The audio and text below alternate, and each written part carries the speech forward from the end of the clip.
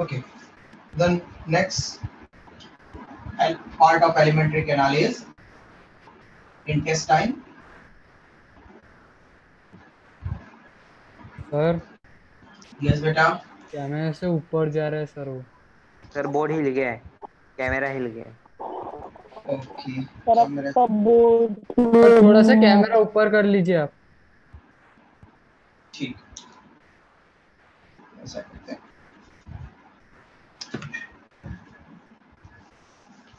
कैमरे को बार बार एडजस्ट करने को होता है, नीचे ही मैं उससे. इंटेस्टाइन नाउ विजिबल है बेटा ये.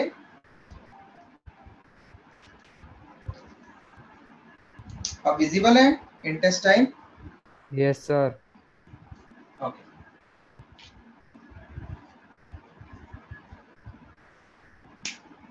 After stomach, long tubular structure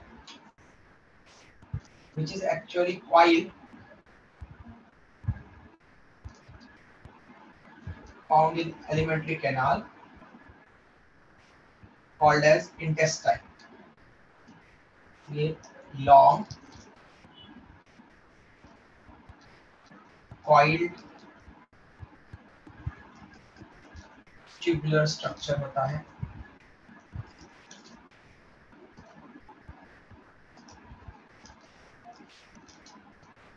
Structure where final digestion takes place.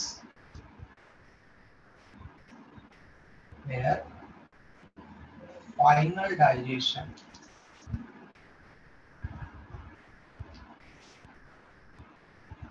takes place. Okay, तो हमने कहा था स्टमक में प्रोटीन का डाइजेशन स्टार्ट हो रहा था, माउथ में स्टार्च का डाइजेशन स्टार्ट हो रहा था. ओके, बट कंप्लीट डाइजेशन नहीं हो रहा था, फुल डाइजेशन नहीं हो रहा था. वहां पर डाइजेशन में कुछ ना कुछ बाकी था. जैसे हमने कहा था प्रोटीन का पार्शियल डाइजेशन होगा. तो कंप्लीट डाइजेशन किसी भी मॉलिक्यूल का, बायोमॉलिक्यूल का, whether it is carbohydrate, fat और लिपिड, प्रोटीन और न्यूक्लिक एसिड, कोई भी बायोमॉलिक्यूल हो इन चारों में से, उसका complete digestion, final digestion intestine में होता है. ओके, और इंटेस्टाइन में भी स्मॉल इंटेस्टाइन में होता है, ऐसा हम पढ़ेंगे.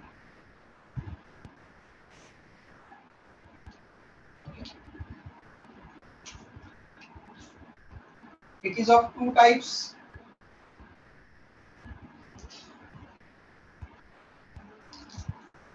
First part of intestine has lesser diameter than comparison to later part of intestine. तो जो फर्स्ट पार्ट है जिसका डायमीटर स्मॉल है in comparison to later part, उस फर्स्ट पार्ट को हम यहाँ पर स्मॉल इंटेस्टाइन टर्म देते हैं.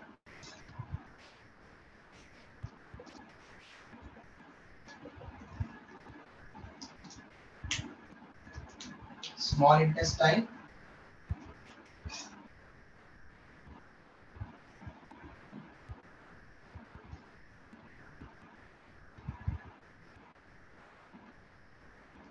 former part of intestine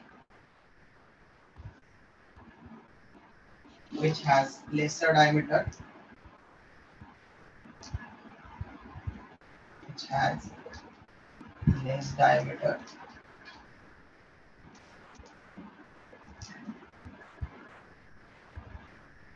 and it is highly coiled structure and highly coiled structure, highly coiled.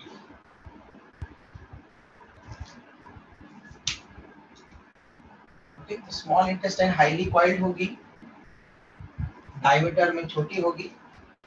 Okay, but longer in comparison to later part. तो large intestine के comparison में small intestine length में ज्यादा होती है.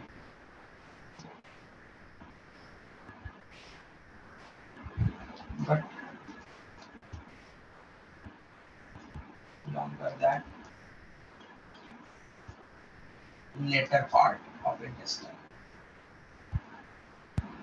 Later part of intestine, which is called as large intestine.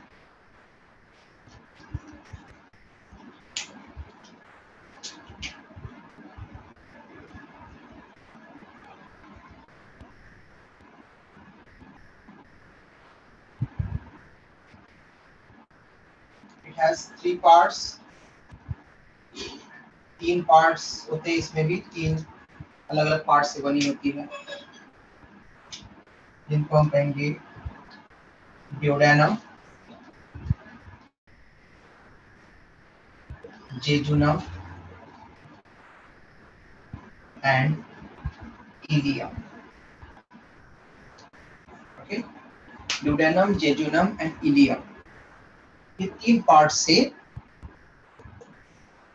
मिलकर बनता है small intestine. Highly coiled structure है. सर वो थोड़ा बाहर जा रहा है सर. एक क्या बाहर जा रहा है? इंटेस्टाइन. ओके, ठीक.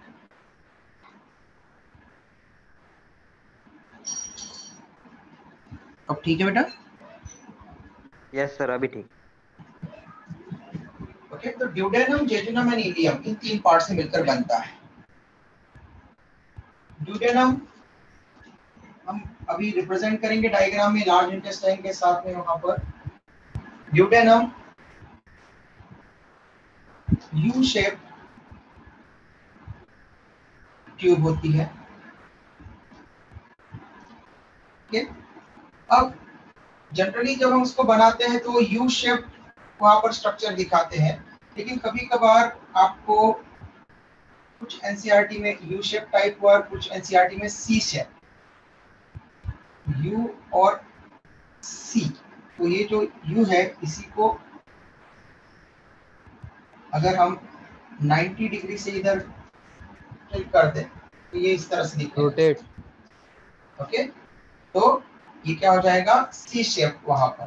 तो आपको दोनों में से एक ऑप्शन चूज करना है जो आपको आएगा. ठीक है, और बेस्ट आंसर आपके लिए सी शेप्ड है. अगर दोनों ऑप्शन आ जाए और आपको एक ही चूज करना है, फॉर एग्जांपल एक में लिखा है ए शेप, एक में मतलब वी शेप, सी शेप, यू शेप, ऐसे 4 ऑप्शन है. तो आपको सी और यू में से चूज करना है, तो सी शेप बेस्ट आंसर रहेगा.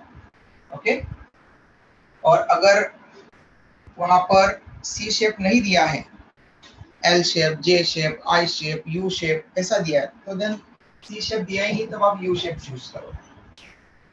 ड्यूडेनम फर्स्ट पार्ट होता है स्मॉल इंटेस्टाइन का, और ये यू शेप और सी शेप स्ट्रक्चर का होता है. मेरी आपको सी शेप याद है, और छोटा पार्ट होता है.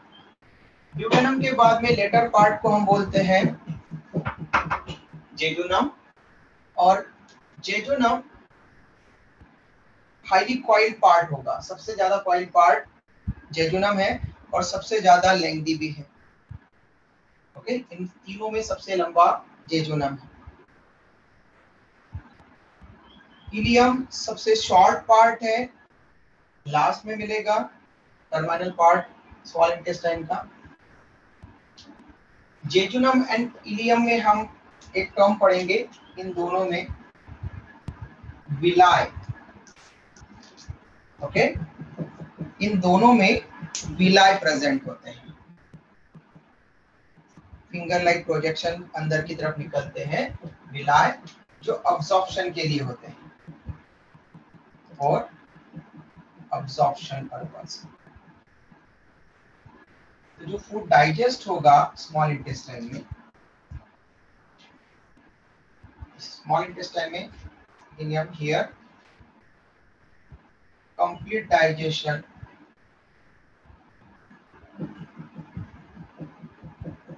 of food take place. Large intestine में कोई डाइजेशन नहीं होता, रीअब्जॉर्प्शन होता है. लार्ज इंटेस्टाइन में कोई फूड का डाइजेशन नहीं होता.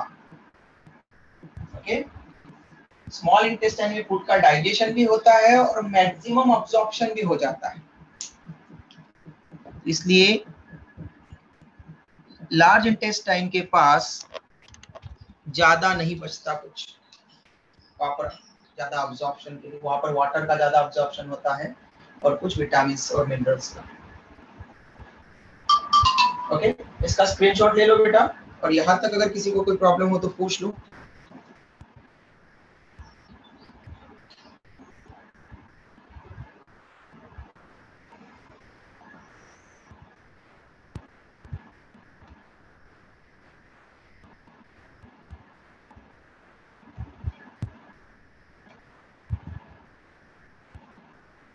समीक्षा बेटा आपका माइक बंद कर दीजिए, म्यूट कर लीजिए। ओके, और अभी अभी किसी ने आसूस XOOPD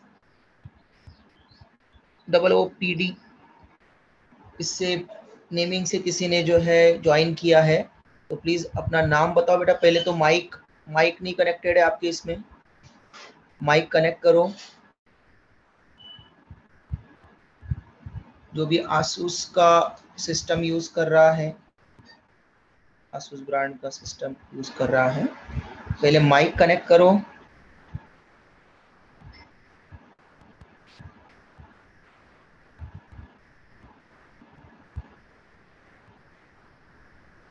माइक कनेक्ट करो बेटा।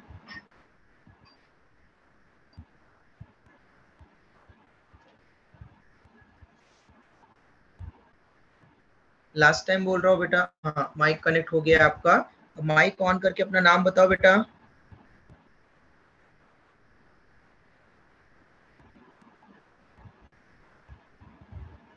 माइक अनम्यूट करके अपना नाम बताओ बेटा। सोनल बोबड़े। ओके सोनल बेटा। सोनल आपका फर्स्ट डे है क्या आज? Yes sir. ओके, तो आपको रीनेम करते आता है या नहीं? नहीं सर। नहीं, ये मोर वाले ऑप्शन में जाओगे। मोर वाला ऑप्शन दिख रहा है आपके नाम के सामने आपको? Yes sir. मोर वाले ऑप्शन में जाओगे आप। मोर वाले ऑप्शन में जाओगे तब वहां पर आपके लिए रीनेम वाला दिख रहा है कि आपको अब ऑप्शन उसमें ओपन किया आपने?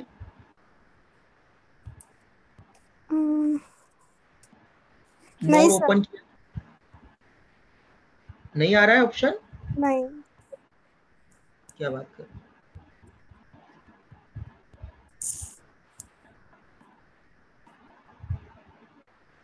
देखो म्यूट के पास में मोर और मोर के पास में रीनेम लिखा हुआ ऑप्शन डायरेक्ट आ रहा है क्या? फिर आपके नाम पर कर्सर रखो तो अपने आप आपको पता चल जाएगा बेटा। वहां पर कुछ ब्लू, इसमें कुछ 3 ऑप्शंस आपको ओपन हो रहे हैं क्या आपके नाम पर कर्सर रखते से ही? नहीं सर, ऐसा कुछ भी नहीं हो रहा है। अरे आपके नाम पर ये पार्टिसिपेंट की लिस्ट में जाओ। पार्टिसिपेंट की लिस्ट दिख रही है आपको? हाँ हाँ। उसमें आसूस लिखा हुआ दिख रहा है लास्ट में, आसूस। हाँ। वहां यस। पर जाओ, वहां पर कर्सर रखो। ओके सर, मिल गया। 3 ऑप्शन आ गए रीनेम वाला, तो हाँ उसमें सर, लिखो मिल बेटा गया। आपका, है ना? ओके, अपना नाम लिखो बेटा वहां पर, और फिर नाम रखो, लिखोगे रीनेम करोगे तो सेव कर देना उसको, तो हमेशा फिर आपका नाम आया करेगा। हाँ गुड। सोनल माइक म्यूट कर दीजिए बेटा। तो सोनल बेटा आपका फर्स्ट डे है, तो हम digestion and absorption chapter, first वाला चैप्टर पढ़ रहे हैं, और आप ग्रुप पर रिक्वेस्ट, वहां पर ग्रुप पर जो है रिक्वेस्ट कर देना, तो कोई भी आपको सेंड कर देगा इसके पहले के लेक्चर्स के वीडियो बायोलॉजी के। Okay sir. स्क्रीनशॉट हो गया बेटा सबका? Yes sir. गुड। तो हमने देखा कि इंटेस्टाइन में फर्स्ट पार्ट, स्मॉल इंटेस्टाइन के 3 पार्ट्स हैं। इसमें हमने कहा जेजुनम एंड इलियम में विलाय भी मिलते हैं,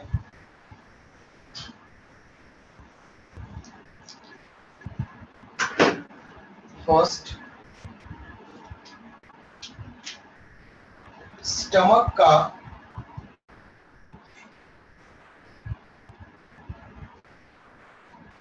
जो टर्मिनल पार्ट है, स्टमक का टर्मिनल पार्ट, पाइलोरिक वाला पार्ट, उसका पाइलोरिक स्फिंक्टर। ओके, मैं यहाँ से स्टमक का बस इतना पार्ट बना रहा हूँ, पूरा स्टमक नहीं बनाना है हमको। तो जो पाइलोरिक पार्ट है उससे कनेक्टेड रहता है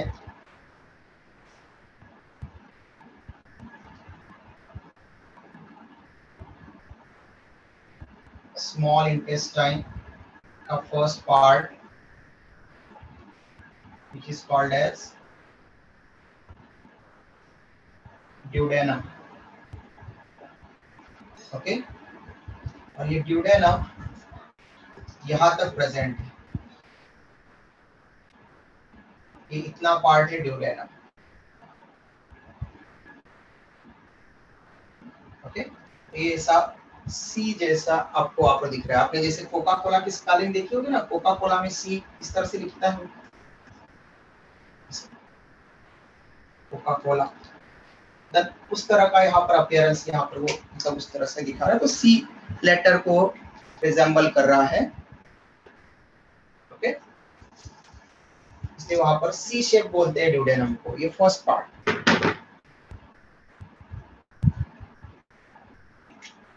देन आगे अभी हाईली कॉइल्ड स्ट्रक्चर होगा, इसके पीछे से ये आ रहा है जेजुनम। ओके, फिर जेजुनम यहाँ पर आप क्या करते हो, बहुत बार आपको 9th-10th में पढ़ाया जाता है, बहुत ही इजी स्ट्रक्चर। duodenum का निकला और फिर आपको बस ऐसे बता दिया जाता है, ये ऐसे बना देते हो आप स्मॉल इंटेस्टाइन को। ओके, आपको लगता है कि इजी है, तो कोई हौच-पौच नहीं है, कोई गड़बड़ नहीं है, ठीक है, अच्छा दिख रहा है दिखने में, लेकिन हमें यहाँ पर अच्छा दिखने में नहीं बनाना है, हमको बनाना है कि वो कैसे प्रेजेंट रहता है। ओके, तो आप ध्यान देना मैं किस तरह से बना रहा हूँ, ताकि आप लोग भी वहां पर उस तरह से बनाने की कोशिश कर सकें। हमें अच्छा नहीं बनाना है, हमें वैसा बनाना है जैसे कि वो कॉइल्ड रहता है। तो हाईली कॉइल्ड है, बार बार कॉइलिंग होगी।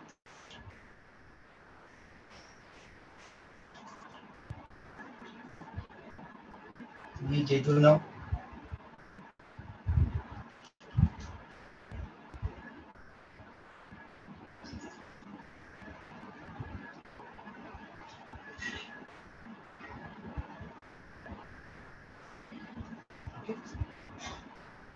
अभी जेजुनम इसके ठीक पीछे से जा रहा है, देयरफॉर मैंने यहाँ पर डॉट लगाया, यहाँ से फिर इसके पीछे से।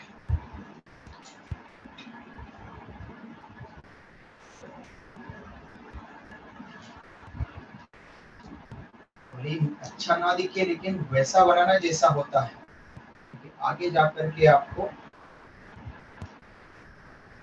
रियल वाली इमेजेस जब देखेंगे तब इससे भी highly complex, highly coiled structure दिखेगा वहां पर।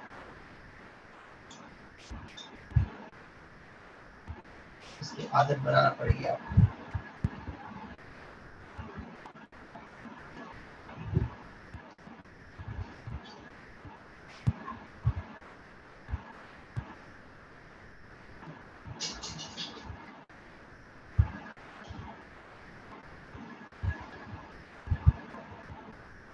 इस तरह से यहाँ पर बार बार कॉइलिंग हो रही है, तो हाईली कॉइल्ड स्ट्रक्चर ये हो गया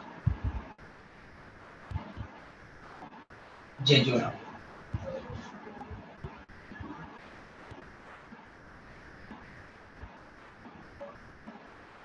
जेजुनम के बाद में नैरोवर, सबसे नैरोवर, आप देख रहे हो duodenum का जो डायमीटर था उसके कंपैरिजन में जेजुनम का डायमीटर और थोड़ा छोटा है, और इलियम का और फर्दर जो है फाइन यहाँ पर हो जाएगा।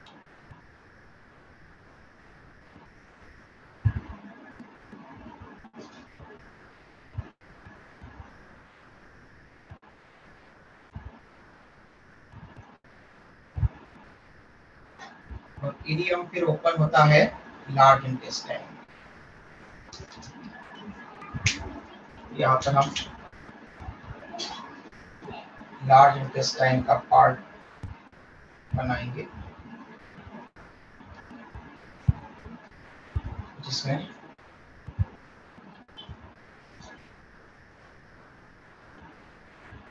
जेजुनम ओपन हो, इलियम ओपन होगा, लास्ट वाला part. This is duodenum, then jejunum, and then last part ileum. Okay, इसे ऐसे हमारे जो स्टमक के बाद वाला जो पार्ट है वहां पर कॉइलिंग होती रहती है, highly coiled structure small intestine. Jejunum के बाद जो इलियम वाला पार्ट है, तो इलियम लार्ज इंटेस्टाइन के सीकम वाले पार्ट में ओपन होता है। नेक्स्ट सेकंड वाला पार्ट है लार्ज इंटेस्टाइन।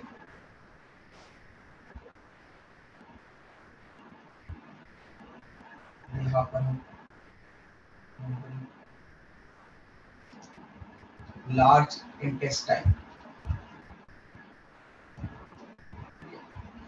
सेकंड वाला पार्ट। लार्ज इंटेस्टाइन में क्या, लार्ज इंटेस्टाइन इसका नाम क्यों पड़ा है लार्ज इंटेस्टाइन? तो ये डायमीटर ज्यादा है उसका। यस, डायमीटर ज्यादा होता है, तो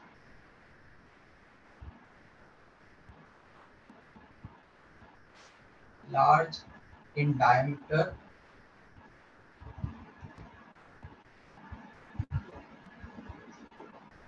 than diameter of small intestine। Small intestine के कंपैरिजन में इसकी ट्यूब का डायमीटर लार्ज होता है। तो आप देख सकते हैं इसका डायमीटर इतना है, वाइल किसी भी स्मॉल इंटेस्टाइन के पार्ट का डायमीटर इतना नहीं है ट्यूब का। आप इलियम में देख सकते हैं, जेजुनम में देख सकते हैं, ड्यूडेनम में देख सकते हैं, बहुत कम। Okay, greater diameter in comparison to small intestine, but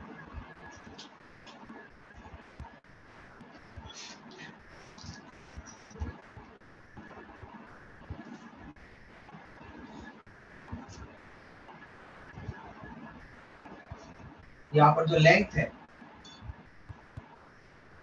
वो छोटी रहेगी। ओके, लार्ज ये केवल डायमीटर में है, लेंथ में छोटा है। इसके पार्ट्स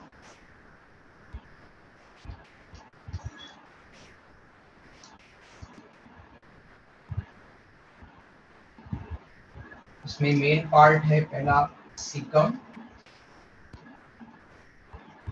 ओके, सीकम ये पहला पार्ट है। सीकम के साथ में हम पढ़ेंगे, सीकम के साथ में एसोसिएटेड वर्मीफॉर्म अपेंडिक्स। सीकम वाले पार्ट के साथ में जुड़ा हुआ रहता है एक extended part, vermiform appendix. Okay, second part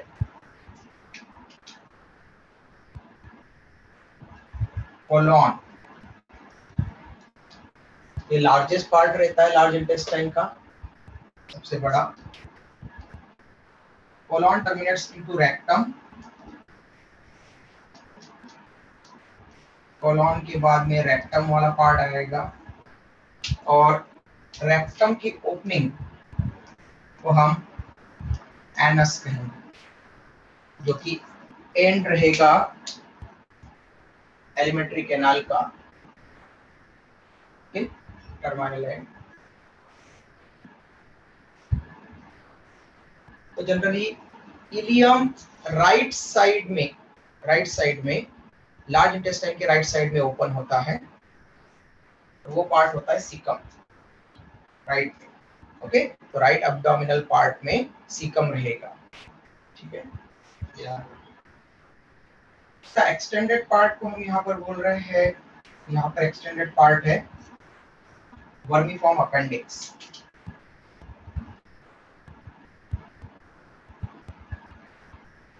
यहाँ पर वर्म लाइक अपीयरेंस में नैरोअर पार्ट है, ये है वर्मीफॉर्म अपेंडिक्स।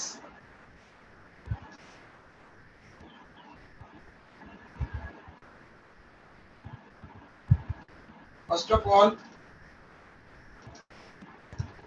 ये जो इलियम ओपन होता है सीकम में, इस ओपनिंग को हम बोलते हैं एम्पुला ऑफ वेटर। ओके, तो एक साइंटिस्ट था VATER, waiter, okay, not waiter, WAITER नहीं है, वेटर वो वाला नहीं। ये इसको हम बोलते हैं ampulla of waiter. Okay, scientist का नाम है। So that opening or aperture or that part from where ileum opens into cecum, the first part है cecum,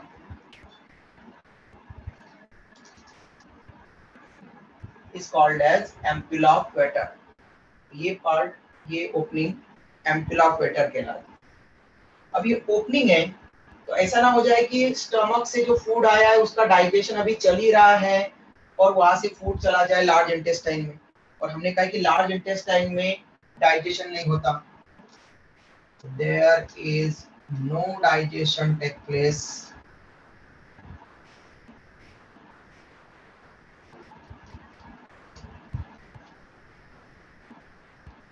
inside large intestine। Large intestine में कोई भी डाइजेशन नहीं होने वाला है, इसलिए जब तक पूरा कंप्लीट डाइजेशन नहीं हो जाता फूड का, तब तक ये पाइलोरिक स्फिंक्टर और ये जो एम्पुला ऑफ वेटर है ये भी बंद होना चाहिए। तो आपको पता है कि पाइलोरिक स्फिंक्टर है वो मस्कुलर स्ट्रक्चर है, कल हमने पढ़ा था, तो वो ओपन या क्लोज हो सकता है मस्कुलर कॉन्ट्रैक्शन से। ओके, तो पाइलोरस के पाइलोरिक पार्ट में था इसलिए पाइलोरिक स्फिंक्टर बोल दिया। अब ये जो गार्ड है ये यहाँ पर इलियम और सिकम के बीच में है, इसलिए उसको कहते हैं इलियोसिकल वॉल। यहाँ पर प्रेजेंट है इलियोसिकल वॉल, जो एम्पुला ऑफ वेटर को बंद करके रखता है जब तक फूड का डाइजेशन चलता रहता है, डाइजेशन और अब्जॉर्प्शन में मोस्ट ऑफ द पार्ट का। जैसे अनडाइजेस्टेड पार्ट इलियम से लार्ज इंटेस्टाइन में आना चाहिए, डाइजेशन कंप्लीट हो गया, ओके, तो देन ये इलियोसिकल वॉल ओपन होगा, एम्पुला ऑफ वेटर से undigested food and water, minerals, vitamins अब ये सीकम में एंटर करेंगे। ओके, अब सीकम वाला पार्ट, सीकम वाला पार्ट बहुत ही इंपॉर्टेंट है। ओके, इसके बारे में डिस्कस करने के पहले मैं लार्ज इंटेस्टाइन का डायग्राम बना देता हूँ यहाँ पर, और उसके बाद में हम इसको मिटा करके नेक्स्ट पॉइंट लिखेंगे उसके आगे। पहले हम लार्ज इंटेस्टाइन को रिप्रेजेंट करें।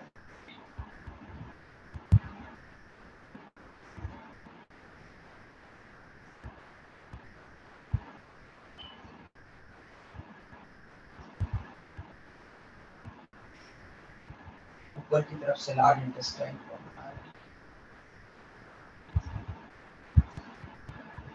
ये राइट पार्ट से left part of abdominal cavity की तरफ जा रही है।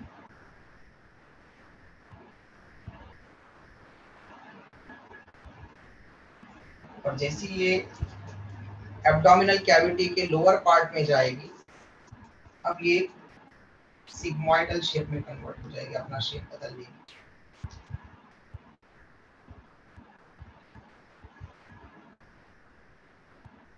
जैसे ये सिग्मोइडल शेप कंप्लीट होगा,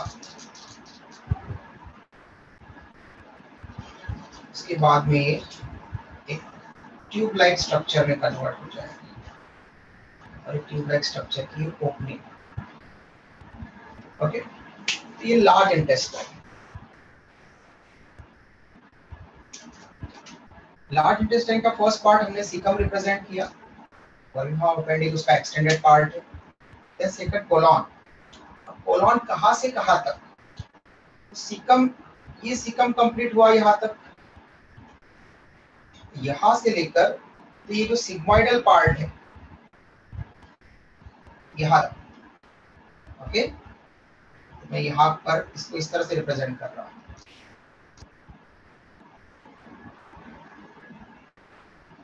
इतना part, okay.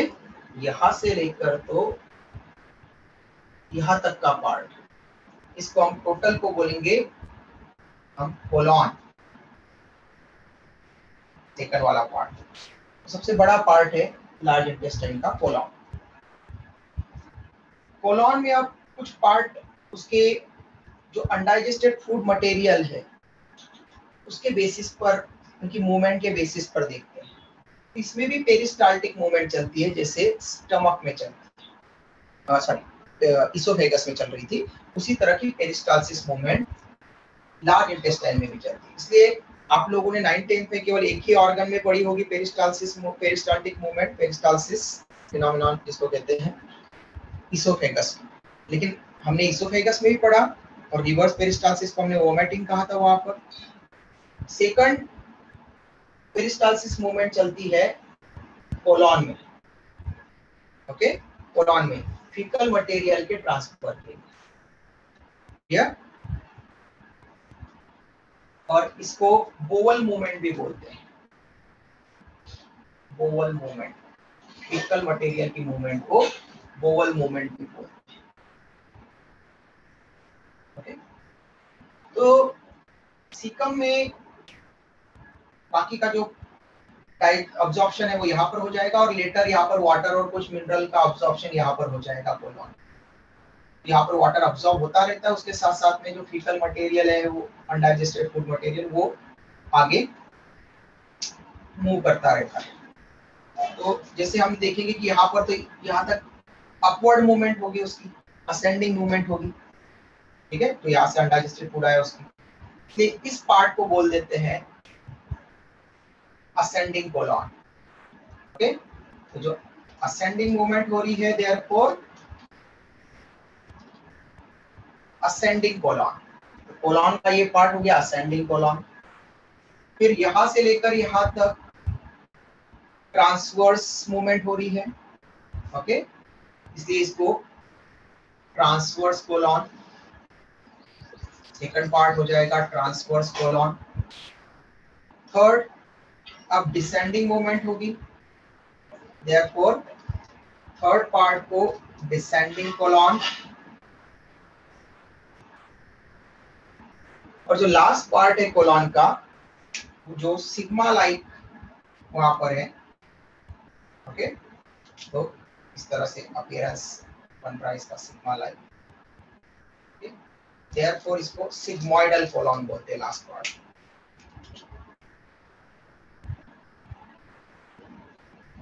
This is, excuse me sir, yes बेटा, सर राइट साइड से बोर्ड ब्लर है थोड़ा। राइट साइड में ब्लर है, राइट साइड मतलब ये बोर्ड की राइट साइड बोल रहे हैं या आपकी राइट साइड बोल रहे हैं बेटा? एक सेकंड में चेक कर लेता हूँ यहाँ पर। बोर्ड वाली राइट साइड। ओके, हाँ उसमें थोड़ा सा मुझे भी यहाँ पर दिख रहा है। ठीक है, आप लोग यहाँ पर देख लो, मैं स्क्रीनशॉट आपको भेज दूंगा, ओके, ग्रुप पर मैं भेज दूंगा स्क्रीनशॉट। जो मैं बोल रहा हूँ वो तो समझ में आ रहा है ना? उसमें कोई प्रॉब्लम है बेटा? ये No, जो आपने तो सिग्मोइडल कोलॉन, यहाँ तक का पार्ट है सिग्मोइडल कोलॉन। कोलॉन इस तरह से 4 पार्ट्स में हम यहाँ पर इसको ब्रेक करेंगे, ascending colon, transverse colon, descending colon and then sigmoid colon. Last part जो लार्ज इंटेस्टाइन का है उसको हमने कहा है रेक्टम। तो ये ट्यूबुलर पार्ट, ये जो ट्यूबुलर पार्ट है, it is called as rectum, okay, vestibular part को हम रेक्टम कहेंगे, एंड रेक्टम की ओपनिंग को एनस।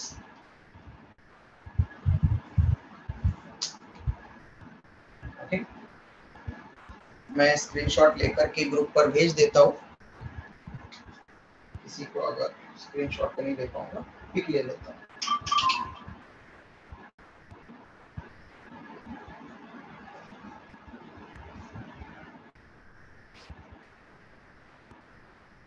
वहां पर आप चेक कर लेना।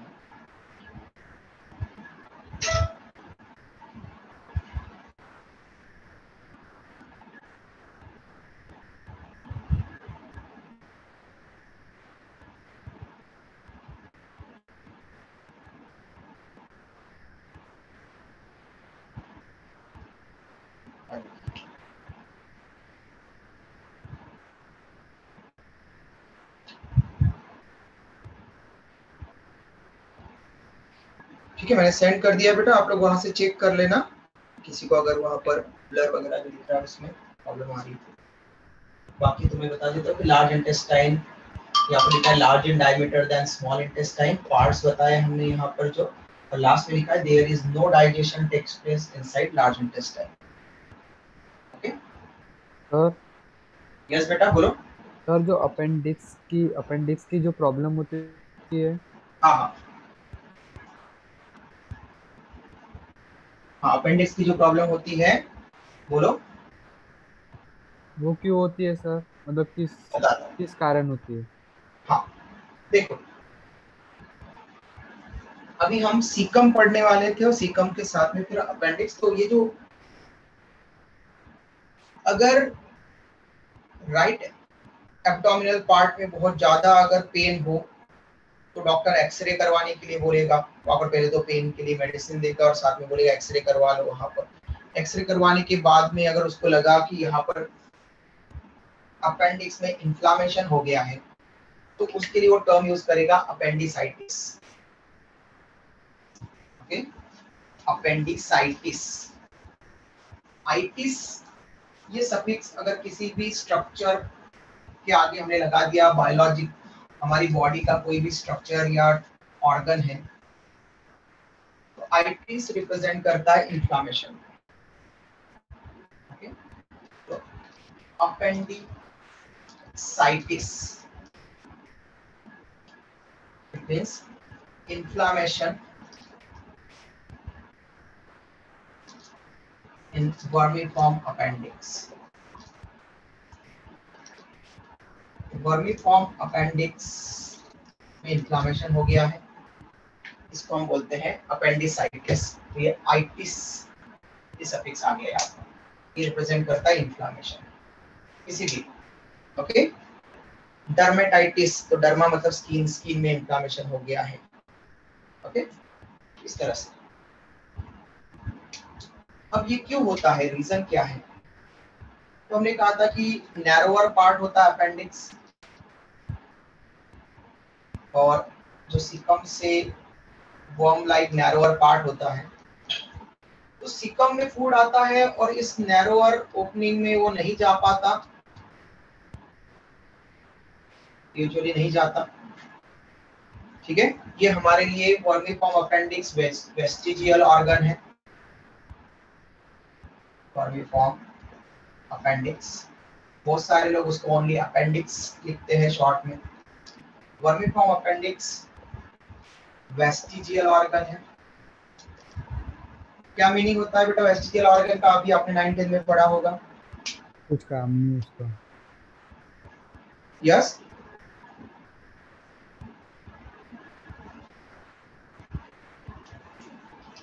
ऐसा ऑर्गन या स्ट्रक्चर जो हमारे पास एंसेस्टर से आया है, एंसेस्टर में फंक्शनल था लेकिन हम में नॉन फंक्शनल है। ओके, सच टाइप के ऑर्गन को हम बोलते हैं वेस्टिजियल ऑर्गन। तो मतलब ये एंसेस्टर में फंक्शनल है, जो हमारे एंसेस्टर हैं जिनको हम जैसे मंकीज और जो श्रू लाइक जो मैमल्स है, स्मॉल मैमल्स है, उनको हम हमारा एंसेस्टर कंसीडर करते हैं। बहुत क्लोज एंसेस्टर की बात करेंगे तो हम जो ओल्ड वर्ल्ड मंकीज है उनको बोलते थे। उसके बाद में और क्लोज, वेरी क्लोज हमारा एंसेस्टर देखेंगे तो एप्स, ओके, मतलब चिंपैंजी, गोरिल्ला, ओरंगुटान, ठीक है, इस तरह से। और भी क्लोज जाएंगे तो ड्रायोप्टेरिस, हम पढ़ेंगे इवोल्यूशन में 12th क्लास में, Dryopteris, ape like main, first main उसको बोला जाता है ड्रायोप्टेरिस। तो इनमें यूजुअली ये जो देखा गया था कि इनके पास में ये अपेंडिक्स फंक्शनल रहता है। तो इवन रैबिट में, ठीक है, बहुत सारे मैमल्स में ये फंक्शनल है जो हमारे पहले आए, लेकिन हम में ये नॉन फंक्शनल हो गया।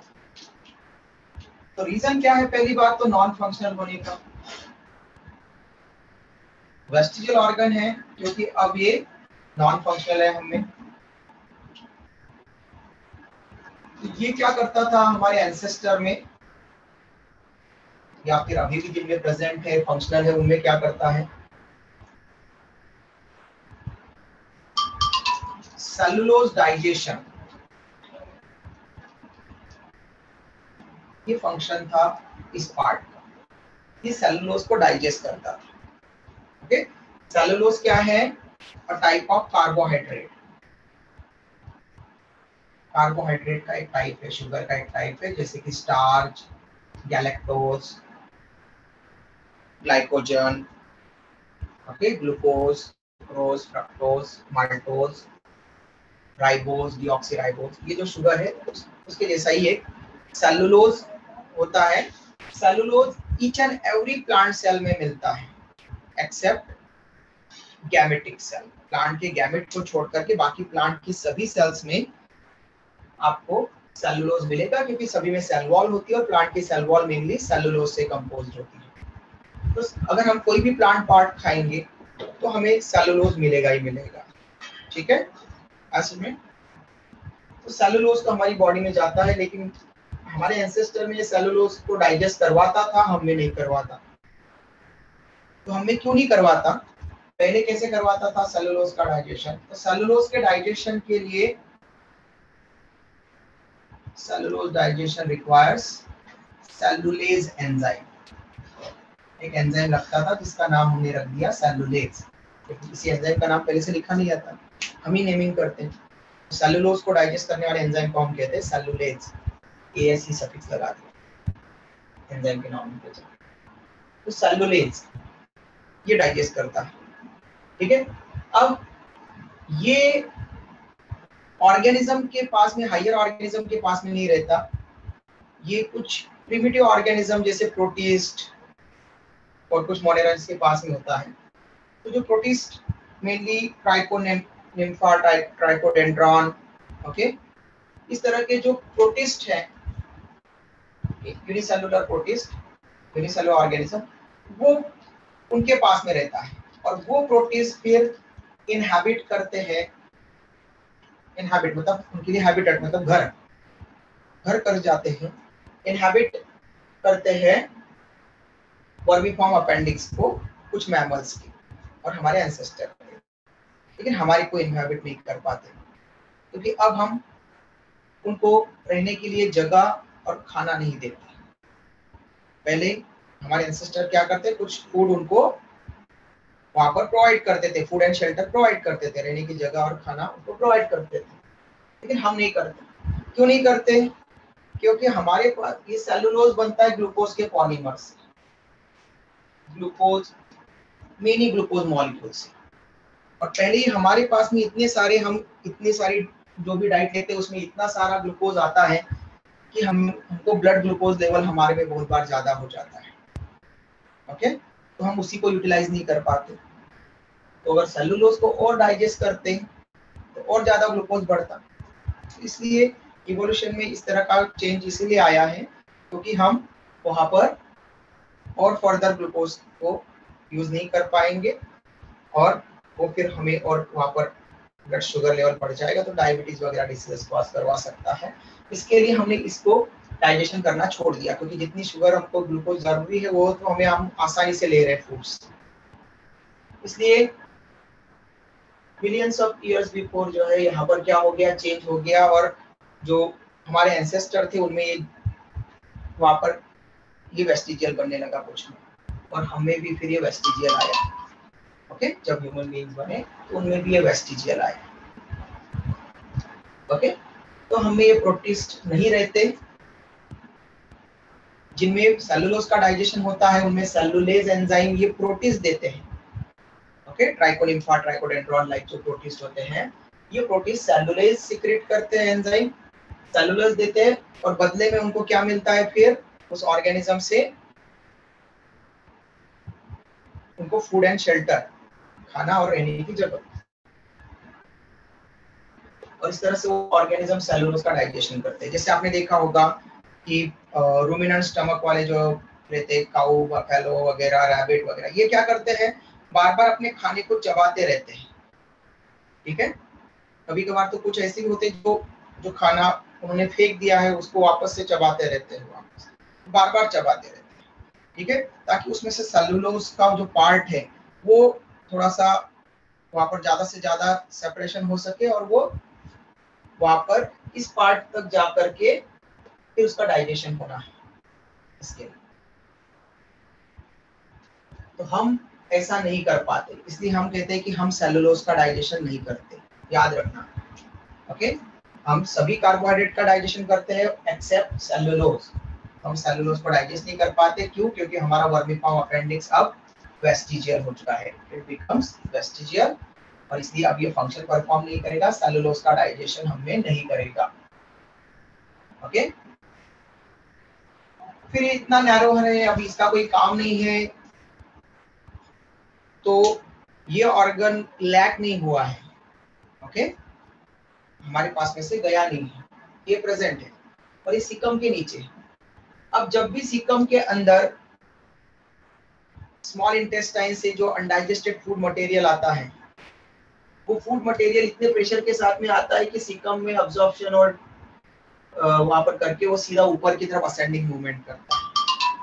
ओके, यहाँ पर ये बहुत नैरोअर है, इसलिए इसके अंदर नहीं जाता। लेकिन अगर हम कुछ ऐसी एनोमलीज हो जाए, ऐसी गड़बड़ी हो जाए जिसमें हम फूड को अच्छे से डाइजेस्ट ना कर पाए, फूड के कुछ पार्ट्स जो है या पार्टिकल जो है वो रिमेन अनडाइजेस्टेड रह जाए, और वो अगर यहाँ पर एंटर कर गया, ठीक है, ऐसा बहुत कम बार होता है, अगर वो एंटर कर गया यहाँ पर,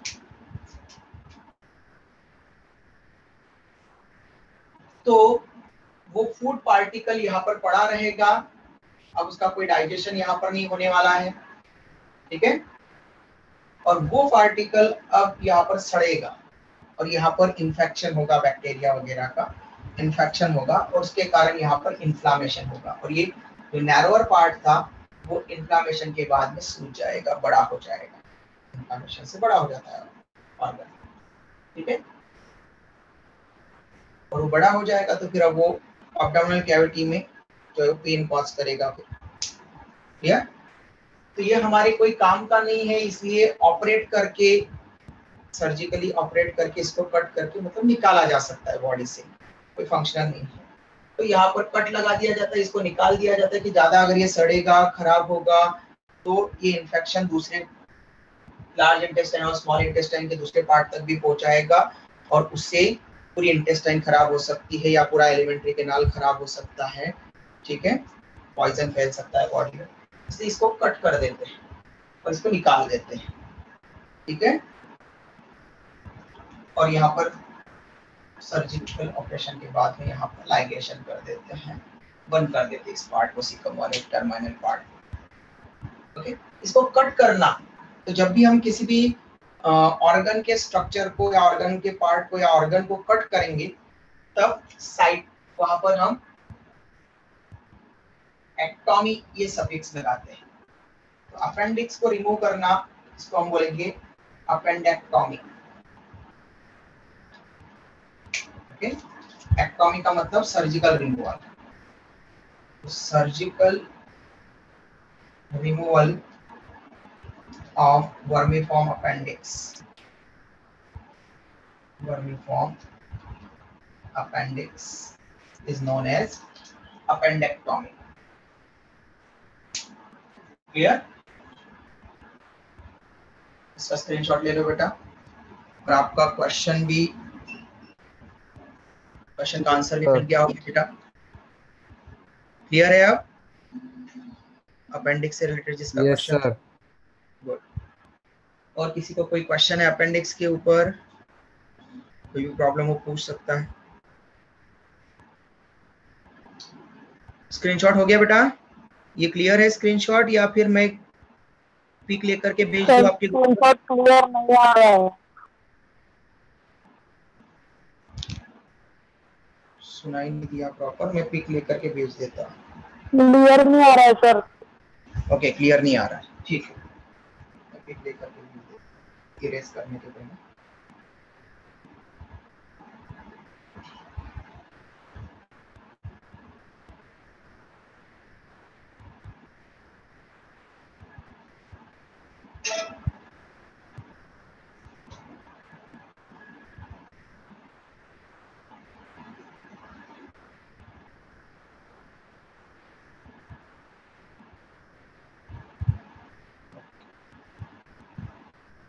मैंने सेंड कर दिया है। अब जो अदर पार्ट्स है, फर्स्ट पार्ट हमने कहा सीकम, स्टार्टिंग वाला पार्ट जिसमें स्मॉल इंटेस्टाइन ओपन हो रही है, इलियम वाला पार्ट, फर्स्ट सीकम, इलियम, दिख रहा है कि नहीं आपको?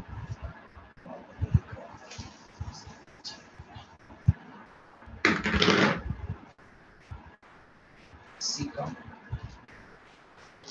लिखेंगे,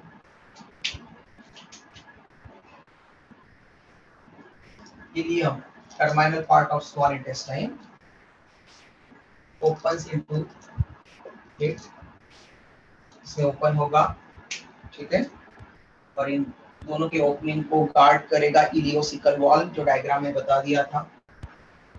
सीकम में इंटेस्टाइनल माइक्रोफ्लोरा प्रेजेंट रहता है, इंटेस्टाइनल माइक्रोफ्लोरा इनहैबिट इट। अब इसका मतलब क्या हुआ, ये टर्म आ जाती है और आप डर जाते हो, इंटेस्टाइनल माइक्रोफ्लोरा मतलब क्या? तो ध्यान देना है, माइक्रो मतलब माइक्रोन लेवल की, small very minute, flora, flora पहले क्या होता है, फ्लोरा मतलब प्लांट के लिए टर्म हम यूज करते हैं, फौना मतलब एनिमल्स के लिए, एनिमल ग्रुप के लिए। तो माइक्रोफ्लोरा मतलब स्मॉल माइन्यूट प्लांट्स, लेकिन माइन्यूट प्लांट्स मतलब एल्गी, क्या एल्गी रहते हैं हमारी बॉडी में? तो हम कहेंगे नहीं। ओके, तो पहले क्या होता था कि लिविंग ऑर्गेनिज्म को दो ही ग्रुप में क्लासिफाई करते थे पहले मोनेरा, प्रोटिस्ट, फंजाई, ऐसा नहीं कहा जाता था। जिनमें भी सेल वॉल मिलेगी वो प्लांट, जिनमें सेल वॉल नहीं मिलेगी वो एनिमल, ऐसा बोल दिया जाता था। तो फ्लोरा मतलब प्लांट, और प्लांट मतलब कि इनमें सेल वॉल प्रेजेंट है और माइन्यूट वाले, तो ये बैक्टीरिया के लिए माइक्रोफ्लोरा टर्म यूज करते हैं। तो इंटेस्टाइन में प्रेजेंट बैक्टीरिया ये सीकम वाले पार्ट में प्रेजेंट होते हैं। Okay, intestine microflora that is bacteria, तो गुड बैक्टीरिया है। Okay, bad bacteria parasitic bacteria होंगे जो कोई डिसीज वगैरह या हमारा फूड चूज जो है वो चुराएंगे। ओके, तो हमको लॉस करवाएंगे हमारे न्यूट्रिएंट का, वो हो जाएंगे बैड बैक्टीरिया। ये गुड बैक्टीरिया है। ओके, ये सिम्बायोटिक एसोसिएशन में रहते हैं, सिम्बियोंट रहते हैं, सिम्बायोटिक एसोसिएशन में रहेंगे हमारे साथ। ओके, तो सिम्बायोटिक एसोसिएशन मतलब दोनों को फायदा होगा, बेनिफिट होगा। तो सबसे पहला बैक्टीरिया को हमसे क्या फायदा है? Food and shelter. Okay, food मतलब खाना, शेल्टर मतलब रहने की जगह मिल जाएगी सीकम के अंदर। फिर ये हमें क्या देंगे? तो ये बैक्टीरिया, इनका फंक्शन होता है, ये बैक्टीरिया हमें प्रोवाइड करते हैं विटामिन्स, कुछ vitamins like vitamin B1, vitamin B2, vitamin B12। Vitamin B12 का मेजर सोर्स होते हैं vitamin B12 and vitamin K। Okay, तो इनको बनाने में और इनके अब्जॉर्प्शन में हेल्प करते हैं। डायरेक्टली बाहर से भी ले सकते हैं, फूड से भी आ सकता है, लेकिन ये बैक्टीरिया जब कम होता है तो ये बना करके देते हैं vitamin B1, vitamin B2, vitamin B12 and vitamin K। एक फंक्शन और है इनका। ओके, तो यहाँ पर कुछ इकोलाई बैक्टीरिया भी रहते हैं गुड बैक्टीरिया के फॉर्म में। वो बैक्टीरिया का नंबर बना रहता है और वो सॉलिडिफिकेशन करते हैं, solidification of faecal material, faecal material को सॉलिडिफाई करते हैं। तो जो इजेस्ट आउट होने वाला है, बॉडी से रिमूव करने वाला है, उसमें से पूरा पानी निकालना चाहिए और उसको सॉलिड करना चाहिए ताकि हम उसका पानी का अब्जॉर्प्शन करें। ठीक है, और वो अब्जॉर्प्शन पानी के साथ में कुछ विटामिन जो वाटर सॉल्युबल है, ये तीनों वाटर सॉल्युबल विटामिन है, B1, B2, B3, B12।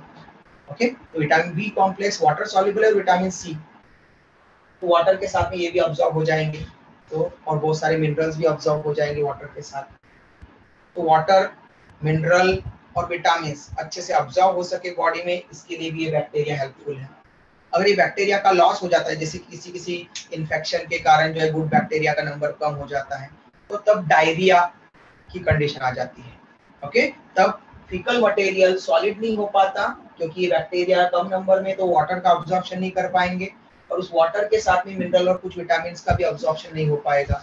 इसलिए हमारी बॉडी में वाटर और इलेक्ट्रोलाइट्स, इलेक्ट्रोलाइट्स मतलब sodium ion, potassium ion, fluoride ion, ये इलेक्ट्रोलाइट्स। ठीक है, ऐसे जिंक, मैग्नीज, मैग्नीशियम आयन, ये सब क्या है, इलेक्ट्रोलाइट्स है। तो ये मिनरल्स है, मतलब वाटर, मिनरल और विटामिन, इनका मतलब डिफिशियंसी होने लग जाती है बॉडी में। ठीक है, क्योंकि ये अगर होते गुड बैक्टीरिया सीकम वाले पार्ट में, तो ये अच्छे से वाटर अब्जॉर्प्शन और मिनरल और विटामिन का अब्जॉर्प्शन करवाने में हेल्प करते हैं हमारी बॉडी को। अगर ये नहीं है तो फिर ये नहीं हो पाएगा और सॉलिडिफिकेशन नहीं हो पाएगा फीकल मटेरियल का, और ये लॉस होगा तो देन हमें उस कंडीशन को बोलेंगे डायरिया। और वाटर, मिनरल, विटामिन अगर लॉस हो रहे हैं तो वहां पर धीरे धीरे इफिशियंसी रिड्यूस होगी, ऑर्गन की बॉडी वीकनेस आएगी बहुत ज्यादा। ठीक है, इसको अगर रिस्टोर नहीं किया गया 1-2 दिन में जल्दी से, या फिर अगर रिस्टोर नहीं किया गया, ज्यादा वाटर का लॉस हो गया, तो डेथ भी हो सकती है। ठीक है, इसके डायरिया हो जाए तो वहां पर डॉक्टर बोलते हैं कि अगर गर्मी का टाइम है तो बोलते हैं दही वगैरह खाओ, कर्ड वगैरह, क्योंकि उस दही में भी लैक्टोबैसिलस लैक्टाई गुड बैक्टीरिया होते हैं जो हमारे सीकम के बैक्टीरिया को फ्लरिश करने में हेल्प करते हैं। साथ में ORS या फिर इलेक्ट्रॉल पाउडर, ठीक है, रिफ्लोरा, ऐसे कुछ वहाँ पर वाइटल जेड, ऐसे कुछ जो ये रहते हैं पैकेट्स रहते हैं जिनमें इलेक्ट्रोलाइट्स, मिनरल्स, विटामिन वहाँ पर होते हैं, उनको अच्छे प्योर वाटर में डिसॉल्व करके पीने का बोलते हैं ताकि वो इलेक्ट्रोलाइट्स की कमी जो है, डिफिशियंसी जो है वो ना हो पाए, वाटर की डिफिशियंसी ना, साथ में इससे रिस्टोर हो जाए। तो लैक्टोबैसिलस लैक्टाई, अगर कोई कर्ड खाने के लिए नहीं बोलते तो डॉक्टर स्पोरलैक टैबलेट्स वगैरह बोलते हैं। तो स्पोरलैक मतलब स्पोर है किसके, लैक मतलब लैक्टिफेरस लैक्टाई। ओके, उस लैक्टोबैसिलस या लैक्टिफेरस बैक्टीरिया के स्पोर से वो जाकर के वो गुड बैक्टीरिया बढ़ाने में हेल्प करेंगे। सीकम है। Next colon. कोलॉन बड़ा भी पार्ट है और ये सबसे ज्यादा वाटर अब्जॉर्प्शन करवाता है।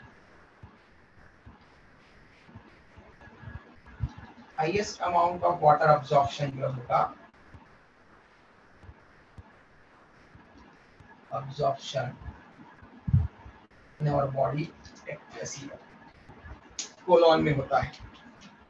कोलॉन के 4 पार्ट्स हमने देखे, ascending, transverse, descending and sigmoidal. Okay, colon में बोवल मूवमेंट होगी, हमने पढ़ा। कोलॉन भी पेरिस्टाल्सिस मूवमेंट करवाता है, स्टाल्टिक मूवमेंट। लेकिन इसमें और इसोफेगस की पेरिस्टाल्टिक मूवमेंट में एक बड़ा चेंज ये होता है कि इसोफेगस में वहां पर रिवर्स पेरिस्टाल्सिस हो सकती है, वोमिटिंग हो सकती है। इसमें रिवर्स पेरिस्टाल्सिस पॉसिबल नहीं है। ओके, ये वापस लार्ज इंटेस्टाइन से, कोलन से, सीकम और सीकम से स्मॉल इंटेस्टाइन को नहीं देगा। Okay, reverse peristalsis not possible here. Last part है रेक्टम। रेक्टम टर्मिनल पार्ट है, शॉर्ट पार्ट है tubular, okay, which opens into anus। इसकी ओपनिंग को हम बोलते हैं एनस। अब रेक्टल कॉलम के बारे में हम कल पढ़ेंगे और उससे रिलेटेड डिसीज के बारे में भी हम बात करेंगे, पायरिया वगैरह से रिलेटेड भी हम वहां पर डिस्कस करेंगे। ओके, और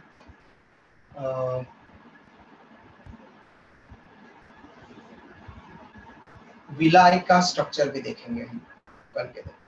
ओके बेटा, स्क्रीन ये मैं पिक लेकर के आपके ग्रुप में भेज देता हूँ। अब हम मिलेंगे कल। ओके, किसी को कोई डाउट है तो पूछ सकते हैं, और जो नए स्टूडेंट हैं ग्रुप पर रिक्वेस्ट कर देना, कोई भी आपकी हेल्प कर देगा ग्रुप पर। ठीक है, बायो के पुराने लेक्चर्स आपको सेंड करने के लिए, वीडियो सेंड करने के लिए। ओके बेटा, बाय, टेक केयर, कल मिलते हैं।